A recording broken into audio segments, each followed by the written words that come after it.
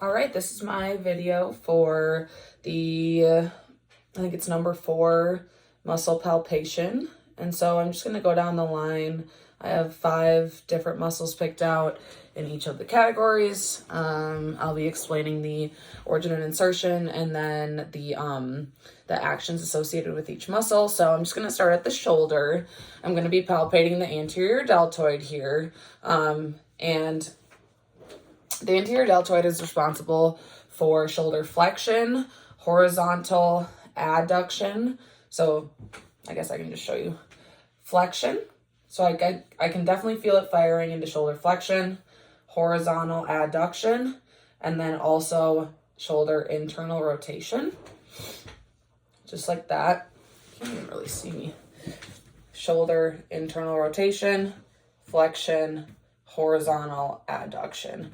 And then the origin point is the lateral 1/3 of the clavicle, and then the insertion is the deltoid tuberosity. Okay, second is going to be a scapular muscle, or a muscle associated with the scapula motions, and I chose the upper trap. So the upper trap is responsible for shoulder elevation, so shrugging your shoulders, and then also scapular upward rotation. And so your scapula, for example, will upwardly rotate. It's really hard to see, but like, for example, when I'm flexing, oh my. Okay. For example, when I'm flexing my shoulder, it's going to provide upward rotation, and so I can palpate it here, and you really feel it. I mean, mine are overactive for sure, but I can feel it there. I could feel it there. And there's other muscles associated with those motions too, but just for the upper trap, elevation and upward rotation. And then the origin point of the upper trap is the occipital protuberance, external occipital protuberance, right back here. And then the lateral part of the clavicle and kind of by the acromion. It's almost like in the AC joint, I feel like. But yeah, it's by the acromion and the lateral clavicle. Okay, on to the third muscle. I chose the sternocleidomastoid. Sometimes people call it the SCM. This muscle is part of the cervical region, and it is located right here. You can palpate it. We have one on either side. But it's responsible for bilateral flexion of the neck, and then rotation to the opposite side. So like if I'm testing this, rotation to the opposite side, you can see it. The lighting isn't great, but usually sometimes it kind of protrudes there. And then lateral flexion to the same side. Yeah, that's what motion it's responsible for. And then the origin is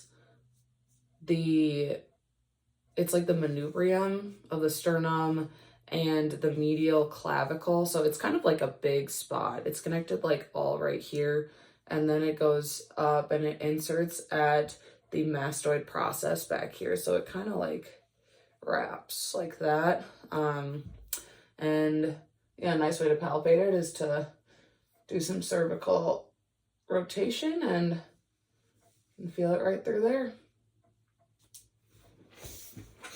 Okay, moving down to the elbow, I chose the brachioradialis muscle. This muscle is primarily responsible for elbow.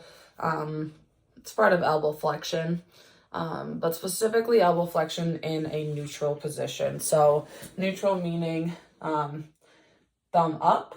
And so the easiest way to find it and palpate it is to put your arm in that neutral position at 90, thumb up, and then flex. Think about like flexing your bicep, and you can see it pop up.